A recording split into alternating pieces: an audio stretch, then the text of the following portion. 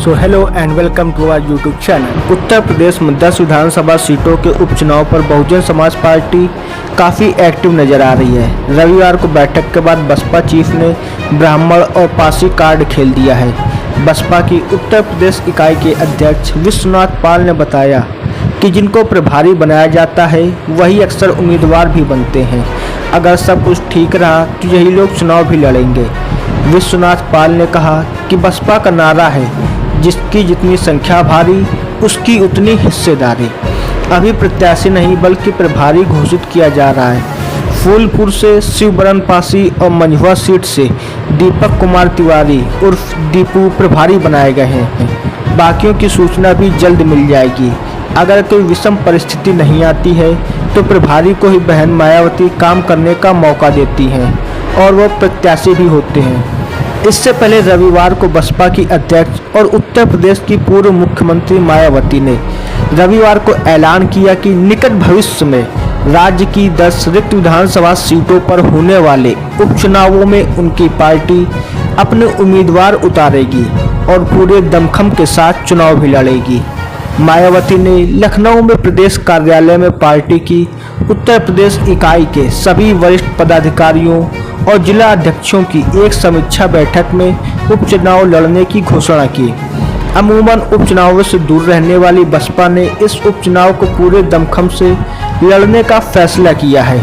बसपा मुख्यालय से जारी एक बयान के मुताबिक मायावती ने कहा, लोकसभा चुनाव के बाद उत्तर प्रदेश में खाली हुई 10 विधानसभा सीटों पर प्रस्तावित उपचुनाव के लिए अभी चुनाव की तारीख की आधिकारिक घोषणा नहीं की गई, लेकिन इसे लेकर सरगर्मी काफ़ी बढ़ती जा रही है। मायावती ने कहा कि खासकर भाजपा और उसकी सरकार द्वारा इस उपचुनाव को प्रतिष्ठा का सवाल बना लेने के कारण इन उपचुनावों में लोगों की काफ़ी रुचि बढ़ गई है।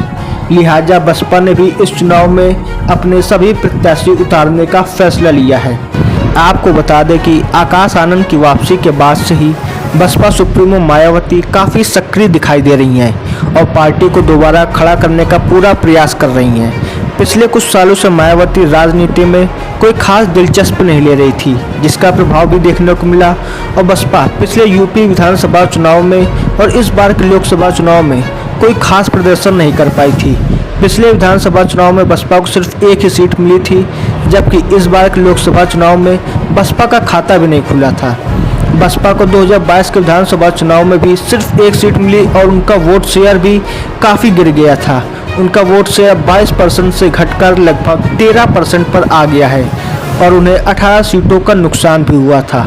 सबसे हैरानी की बात यह थी कि जिस कांग्रेस का यूपी में कोई वोट बैंक भी नहीं है, वो भी 2 सीट जीतने में कामयाब हुई थी।